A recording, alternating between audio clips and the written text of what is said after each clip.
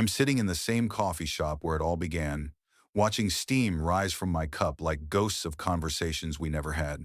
The barista calls out orders in that familiar rhythm, and for a moment I forget that 3 years have passed since Kenneth, James, and I first walked through that door together. Both of us clutching our separate dreams of starting over in a city that promised anonymity and second chances. The autumn light filters through windows that haven't been cleaned in months, casting everything in that golden haze that makes you believe in possibility.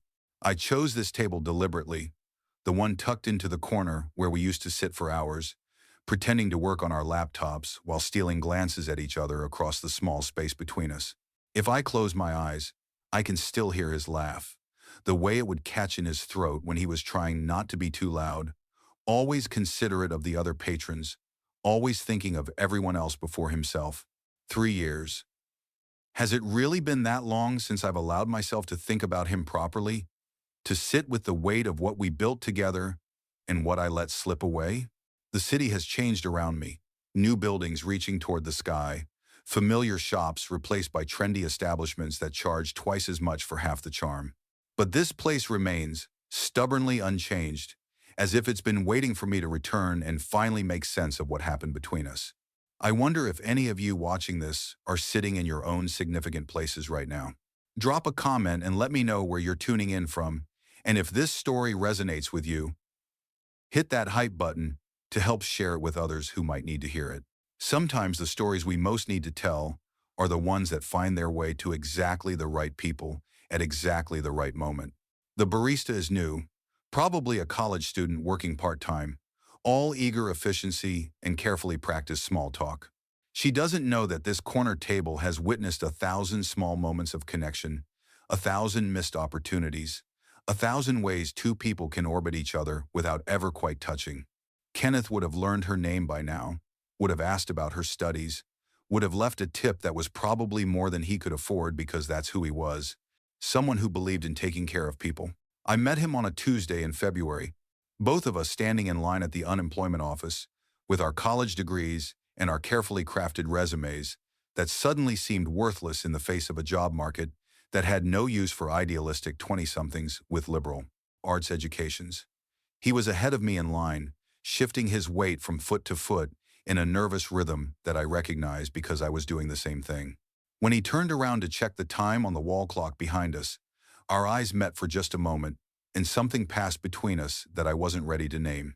We ended up sitting next to each other in the waiting area, both of us clutching the same forms, both of us trying to look like we had our lives together, while internally panicking about rent and groceries and the growing stack of rejection letters that seemed to multiply overnight. He was reading a paperback copy of something by Murakami, the pages soft and worn from multiple readings, and I found myself staring at his hands as he turned each page with careful precision. "Good book?" I asked, because silence felt more dangerous than conversation. He looked up, startled, as if he'd forgotten there were other people in the world.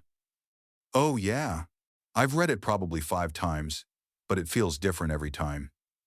His voice was softer than I'd expected, with just a hint of an accent that suggested he hadn't grown up here either.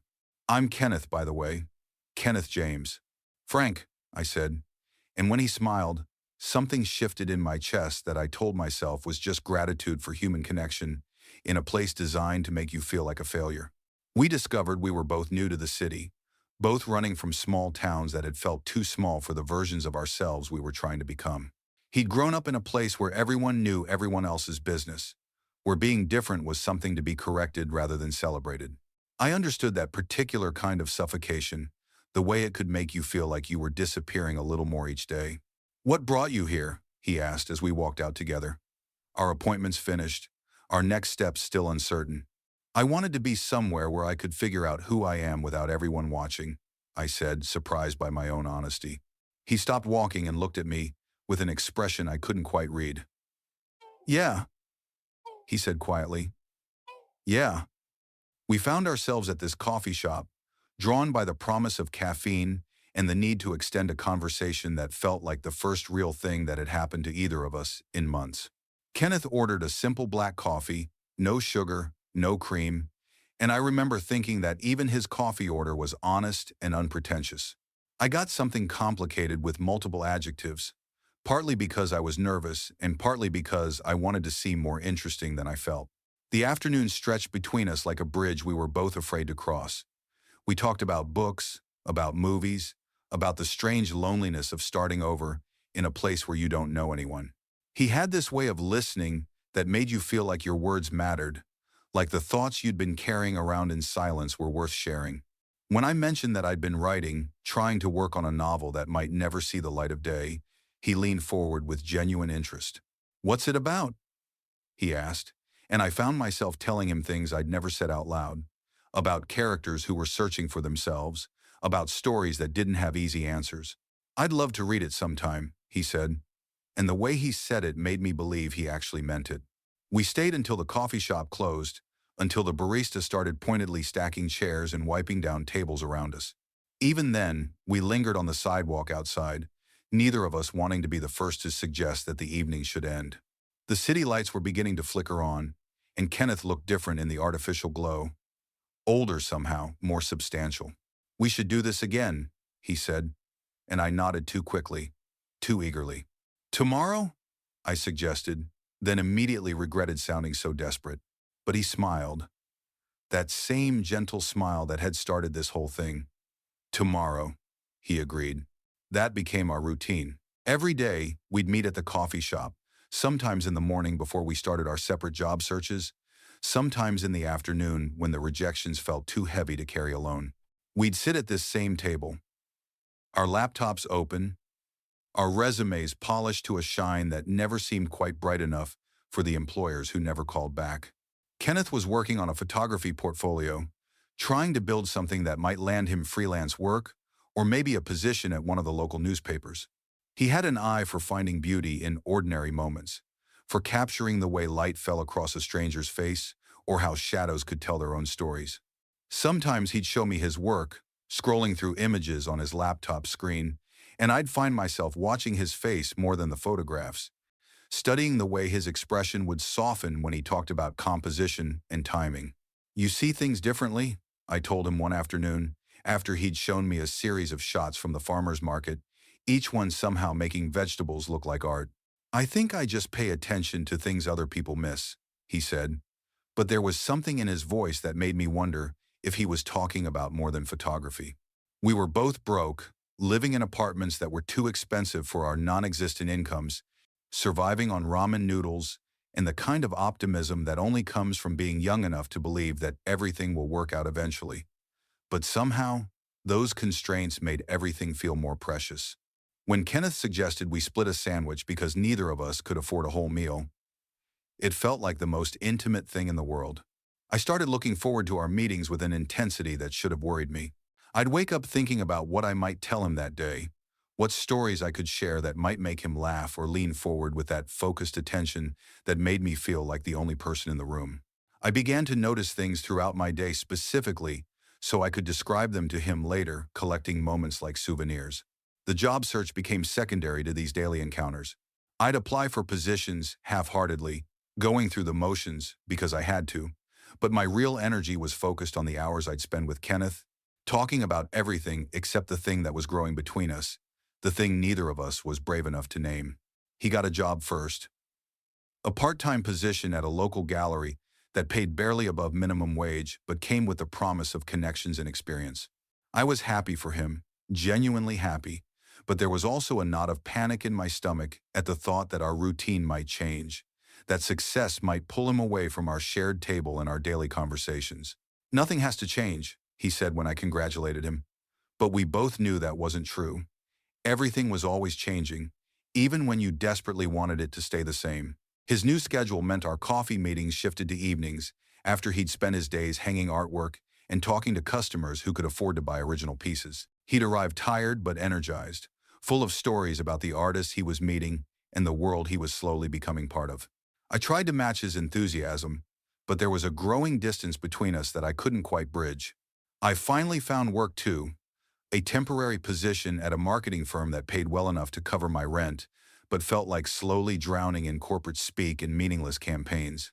Kenneth celebrated with me, insisted on buying dinner at a restaurant we couldn't afford, and for one evening, it felt like we were back in sync, like we were still building something together. To starting over, he said, raising his glass of cheap wine in a toast. To starting over, I echoed, but the words felt hollow in my mouth. The distance between us grew gradually, so slowly that I almost didn't notice it happening. Our evening coffee meetings became less frequent, interrupted by his gallery events and my increasingly demanding temporary position that kept threatening to become permanent. When we did see each other, the conversations felt different, more careful, like we were both editing ourselves in real time. I started writing about him without meaning to. My novel, which had been stuck for months, suddenly came alive with a character who looked suspiciously like Kenneth, who had his way of tilting his head when he was thinking, and his habit of drumming his fingers against his coffee cup when he was excited about something. The fictional version of him was braver than the real one, more willing to say the things that hung in the air between us during our actual conversations. One evening, as autumn was settling into winter, and the coffee shop had started playing holiday music that made everything feel urgent and temporary, Kenneth mentioned that he was thinking about getting his own place. His roommate situation wasn't working out, and the gallery job, combined with some freelance photography work, meant he could afford a small studio apartment across town. "That's great," I said, and meant it, but there was something final about the announcement that made my chest feel tight. "You could come see it once I get settled," he offered, but we both knew that wouldn't happen. Our friendship existed in this specific space, at this specific table, and transplanting it somewhere else felt impossible. The night before he moved, we met for what we both knew would be our last regular coffee date, though neither of us said it out loud. The conversation was stilted, full of false starts and long pauses that we filled by stirring our drinks or checking our phones. Finally, Kenneth reached across the table and touched my hand, just for a moment, just long enough for me to feel the warmth of his skin. "I'm going to miss this," he said, and his voice was so soft I had to lean forward to hear him. "Miss what?" I asked, though I knew exactly what he meant. "This. Us. These conversations. The way you listen like you actually care about what I'm saying." I wanted to tell him that I cared about more than just what he was saying, that I cared about the way his eyes lit up when he talked about something he was passionate about, that I cared about the small scar on his chin that he'd gotten falling off his bike when he was 7, that I cared about the way he made me feel like I was worth knowing. Instead, I said, "I'm going to miss it too." He moved the next weekend, and I helped him carry boxes up 3 flights of stairs to a studio apartment that was smaller than either of our bedrooms but felt enormous with possibility. The walls were white and blank, waiting for his photographs, and the windows faced west so the afternoon light would be perfect for the kind of work he wanted to do. "It's perfect," I told him, and I meant it. Even as part of me was calculating how long it would take to get here from my apartment, how often I could reasonably suggest meeting up without seeming desperate. We ordered pizza and sat on his floor, eating off paper plates and drinking beer from bottles, and for a moment it felt like old times. But when evening came and I had to leave, the goodbye felt different, weighted with the knowledge that this was the beginning of something ending. We tried to maintain the friendship, but without the structure of our daily meetings, it began to feel forced. We'd text occasionally, making plans to meet up that we'd cancel at the last minute or postpone indefinitely. When we did see each other, usually at some gallery opening or coffee shop that wasn't our coffee shop, the conversations felt surface level, like we were both performing the roles of people who used to know each other better. Kenneth was thriving in his new life. His photography was getting noticed, and he'd started seeing someone, a curator named Alexander Robinson, who had connections throughout the city's art scene. Kenneth mentioned him casually. "The way you mentioned someone who's becoming important to you," and I smiled and asked appropriate questions, while something inside me crumbled. I threw myself into my work, accepting the permanent position at the marketing firm and the steady paycheck that came with it. I stopped writing, told myself I didn't have time for fiction when real life was demanding so much attention. The novel I'd been working on, the one with the character who looked like Kenneth, sat abandoned on my laptop. Another unfinished thing in a life that was starting to feel full of them. Months passed. Kenneth's relationship with Alexander became serious, then public, then the kind of partnership that looked effortless from the outside. I'd see them occasionally at events around the city. Kenneth's arm around Alexander's waist, both of them glowing with the confidence of people who'd found what they were looking for.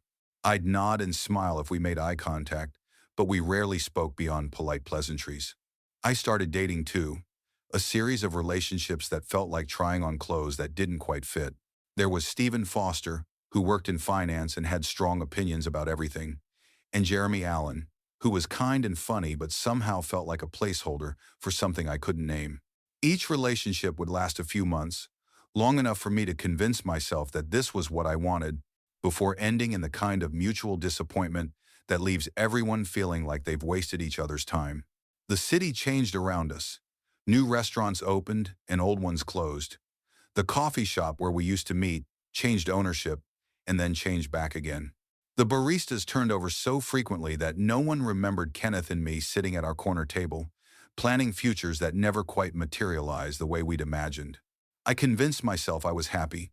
I had a good job, a decent apartment, friends who invited me to parties where I could pretend to be the kind of person who had everything figured out.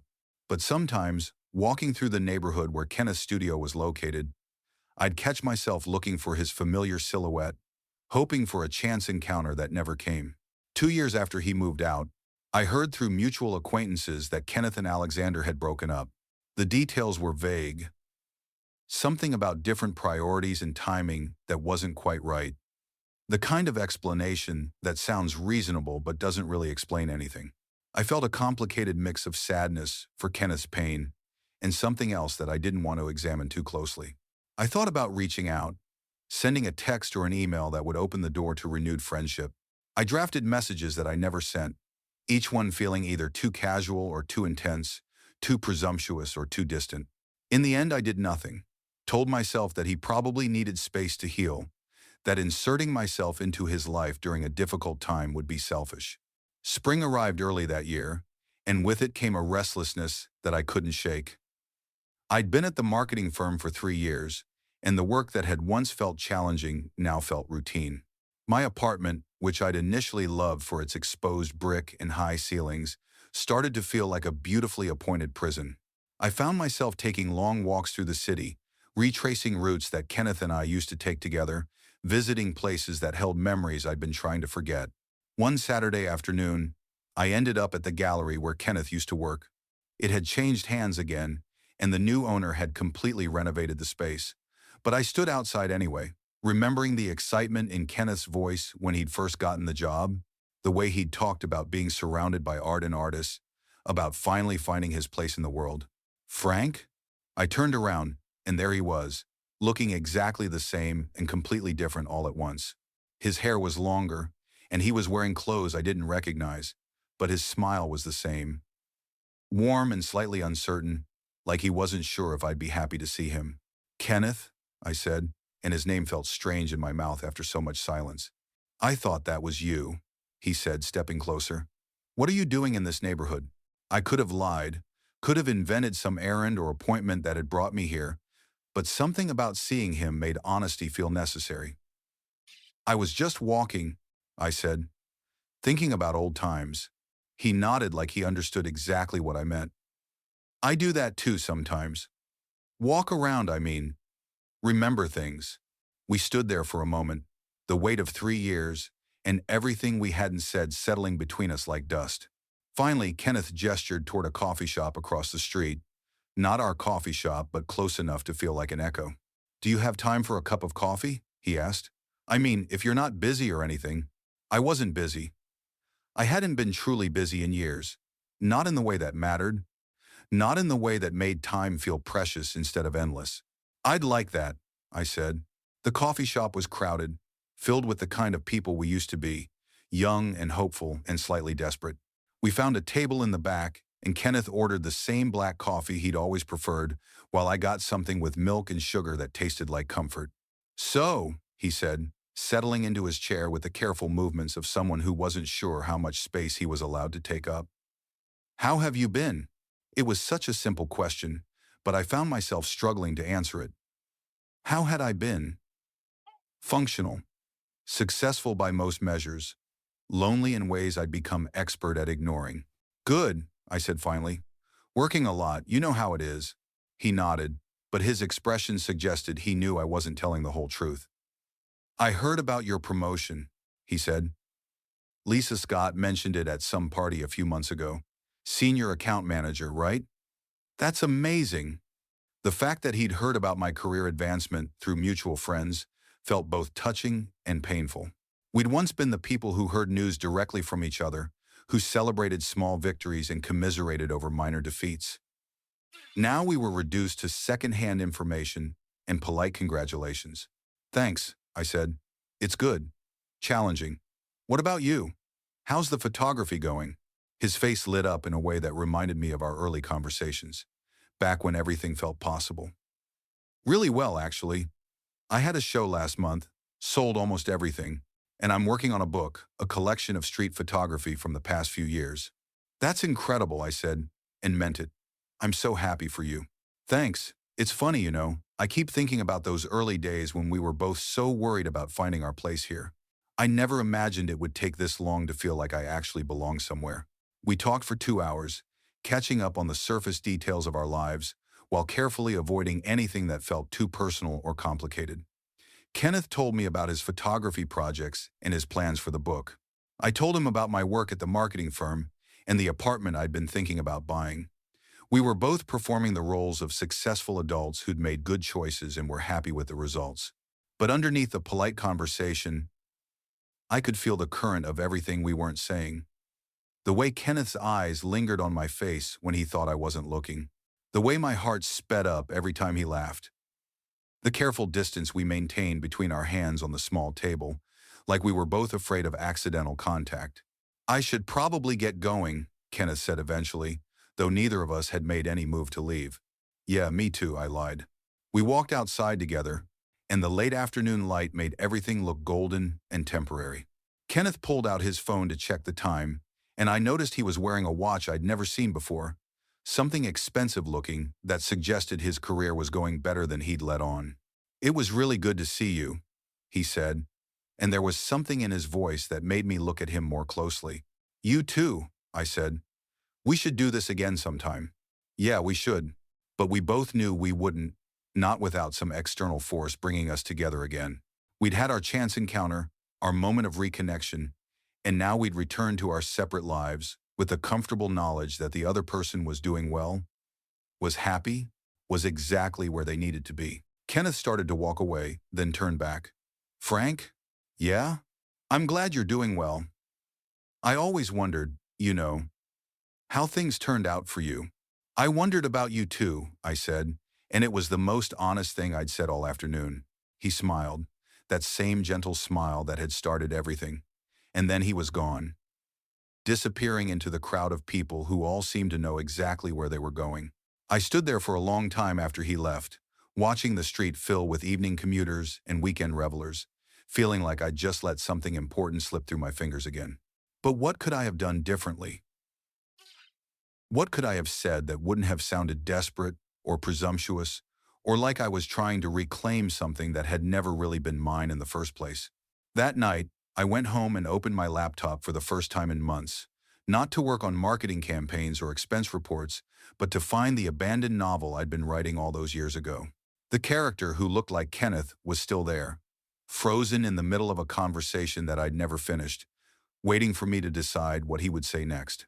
I read through what I'd written, surprised by how much I remembered, how clearly I could still see the story I'd been trying to tell. It was about two people who found each other at exactly the wrong time, who built something beautiful and fragile that they were both too afraid to protect. It was about missed chances and careful distances, and the way love could grow in the spaces between words. I started writing again that night, not trying to finish the old story but beginning a new one, something that felt truer to who I'd become in the years since Kenneth and I had drifted apart. The words came slowly at first, then faster, like I was remembering a language I'd forgotten I knew. The months that followed our coffee shop reunion fell into a strange rhythm. I'd see Kenneth occasionally at gallery openings or cultural events, and we'd nod and smile and make brief small talk that felt both natural and completely artificial. Sometimes I'd catch him looking at me across a crowded room, and for a moment it would feel like we were back at our old table, sharing some private joke or observation. But then someone would interrupt, or one of us would find an excuse to move away, and the moment would dissolve like sugar in coffee. I kept writing, Working on the new novel in the early morning hours before work and on weekends when I couldn't think of anything else to do with my time. The story was taking shape slowly, revealing itself to me in fragments and scenes that I'd pieced together like a puzzle. It was about a man who'd spent years building a life that looked successful from the outside, but felt hollow at the center, and about the person from his past who'd shown him a different way of being in the world. My editor at work, Ashley Jimenez, noticed the change in my energy and focus. "You seem different lately," she said one afternoon, stopping by my desk with a cup of coffee and the kind of concerned expression that suggested she was genuinely worried about my well-being. "Different how?" I asked, looking up from the campaign proposal I'd been half-heartedly editing. "I don't know. More present, I guess. Like you're actually here instead of just going through the motions?" She wasn't wrong. The writing had given me something to care about again, a reason to pay attention to the world around me instead of just surviving it. I was noticing things I'd ignored for years. The way morning light fell across my kitchen table, the conversations I overheard on the subway, the small dramas playing out in coffee shops and restaurants throughout the city. "I've been working on a personal project," I told her. "Something creative." "That's great," Ashley said, and she sounded like she meant it. "You should do more of that. You're good at the marketing stuff, but you always seemed like you had something else in you, something more interesting." Her words stayed with me for days. Something more interesting. Was that what I'd been missing all these years? The permission to be interesting, to pursue the things that made me feel alive instead of just the things that paid the bills. I started making small changes in my life. Nothing dramatic, just adjustments that made room for the person I was becoming.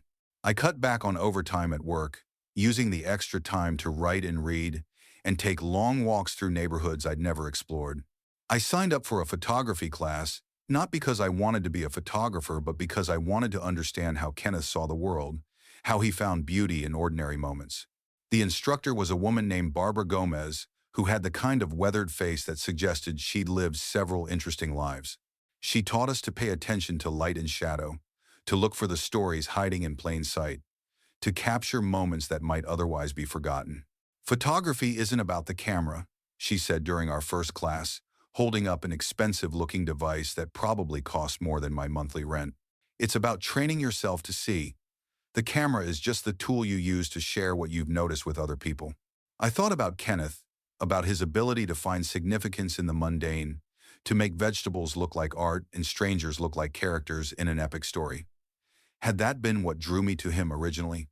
Not just his kindness or his laugh or the way he made me feel understood, but his capacity to see the world as a place full of hidden meaning and unexpected beauty.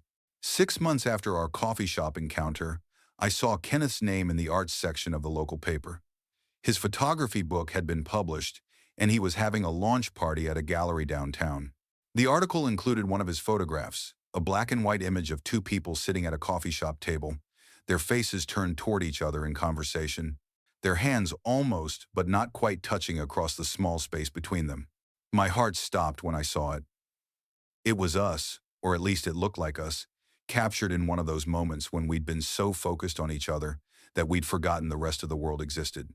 But it could have been anyone, really. Two people, talking, sharing space and time, and the kind of attention that makes ordinary moments feel significant. The launch party was on a Thursday evening, and I spent the entire day debating whether to attend. Kenneth hadn't invited me personally, but it was a public event, advertised in the paper and on social media. I had every right to be there, to celebrate his success and look at his work and maybe even buy a copy of his book. But I also knew that showing up would mean something, would be a statement about my intentions and my feelings that I wasn't sure I was ready to make. What if he didn't want me there? What if my presence made him uncomfortable? Or worse, what if it didn't matter to him at all? In the end, I went. I put on my best shirt and took the subway downtown, arriving fashionably late so the gallery would already be crowded and my presence wouldn't seem too significant. The space was packed with people I recognized from the art scene, critics and collectors and other photographers, all of them holding glasses of cheap wine and speaking in the kind of hushed, reverent tones that people use when they're trying to sound sophisticated. Kenneth's photographs lined the walls, dozens of images that captured the city I thought I knew from angles I'd never considered. There were street scenes and portraits, architectural details and candid moments, all of them infused with the same gentle attention that I remembered from our conversations years ago. I found myself standing in front of a series of photographs taken in coffee shops throughout the city, each one capturing a different moment of human connection or solitude.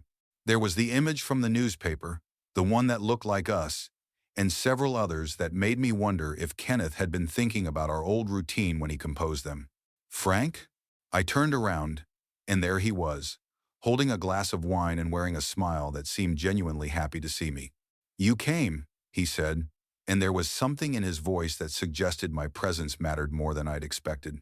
"Congratulations," I said, gesturing toward the photographs surrounding us.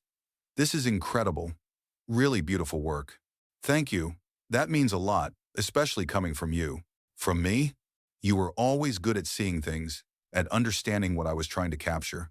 Remember those early days when I'd show you my work on my laptop? You'd ask exactly the right questions, point out details I hadn't even noticed myself." I did remember, though I'd convinced myself over the years that my opinions hadn't mattered much to him, that I'd just been a convenient audience for someone who needed encouragement. "I always believed in your work," I said. "I knew you'd end up here eventually." Kenneth looked around the gallery, taking in the crowd of people admiring his photographs, the red dots next to frames indicating sales, the tangible evidence of a dream realized. "It's funny," he said.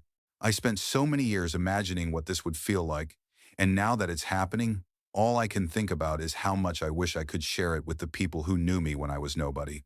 "You were never nobody," I said quickly. "Not to me." The words hung in the air between us, more honest than anything I'd said to him in years. Kenneth's expression shifted, becoming softer and more uncertain, like he was trying to decode the meaning behind what I'd just revealed. "Frank," he started, but before he could continue, a woman with an expensive-looking camera approached us, clearly a journalist or blogger covering the event. "Kenneth James?" she said, extending her hand with practiced professionalism. "I'm Cheryl Evans from Arts Weekly. I was hoping I could ask you a few questions about your work." Kenneth glanced at me apologetically, but I stepped back, giving him space to do what he needed to do. "Of course," he said to the journalist. "Frank, don't go anywhere, okay? I want to talk more." I nodded and watched him get pulled into the kind of conversation that successful artists have to navigate, answering questions about his process and his inspiration while being photographed next to his own photographs. He handled it all with grace, but I could see the slight tension in his shoulders, the way he kept glancing over at me as if to make sure I was still there. I wandered through the gallery, looking at his work with new eyes, trying to see it the way a stranger would, without the weight of personal history coloring my perception. The photographs were genuinely beautiful, each one capturing something essential about the city and the people who inhabited it. There was loneliness in some of them, but also connection, moments of unexpected intimacy between strangers and friends and lovers. Near the back of the gallery, I found a photograph that made me stop breathing for a moment.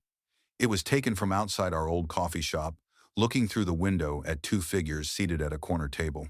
The image was slightly blurred, as if the photographer had been moving when he took it, but you could still make out the body language of the two people inside, the way they leaned toward each other across the small table, the careful attention in their postures. "That's one of my favorites," Kenneth said behind me. I turned around to find him standing closer than I'd expected, close enough that I could smell his cologne, something different from what he used to wear but somehow familiar anyway. "When did you take this?" I asked, though I was afraid I already knew the answer. I already knew the answer. "When did you take this?" "Yes. About 4 years ago," he said quietly. "I was walking by one evening, and I saw these two people having what looked like the most important conversation in the world. I couldn't help myself. I had to capture it." "4 years ago," I repeated, doing the math in my head. "That would have been during our regular coffee shop period, back when we were meeting almost every day, back when everything felt possible and nothing felt resolved." "I never knew you were watching us," I said. "Not watching," Kenneth corrected gently. "Seeing. There's a difference." I looked at the photograph again, trying to see what Kenneth had seen, what had made him stop on the sidewalk and point his camera at two people who thought they were having a private conversation. "What did you see?" I asked. Kenneth was quiet for a long moment, and when he spoke, his voice was so soft I had to lean closer to hear him over the gallery noise. "I saw two people who cared about each other more than they were willing to admit," he said. I saw the kind of connection that most people spend their whole lives looking for, and I saw two people who were too scared to reach for it. My heart was beating so fast I was sure he could hear it. Kenneth, I know, he said quickly. I know it's complicated. I know we both built different lives, made different choices, but seeing you here tonight, talking to you again, it's like no time has passed at all. Like we're still those two people sitting at that table, trying to figure out what we meant to each other. The gallery around us seemed to fade into background noise, all those other people and their conversations becoming irrelevant in the face of this moment that felt like it had been building for years. I never stopped thinking about you, I said, and the admission felt like stepping off a cliff. I tried, but I couldn't. Even when you were with Alexander, even when I was dating other people, you were always there, in the back of my mind, like an unfinished sentence. Kenneth's eyes were bright with something that might have been tears or might have been hope. I broke up with Alexander because I couldn't stop comparing everything to what we had. Every conversation, every quiet moment, every cup of coffee. Nothing ever felt as real as those afternoons we spent together, talking about everything and nothing. We left the gallery together, walking out into the cool evening air, without discussing where we were going or what came next.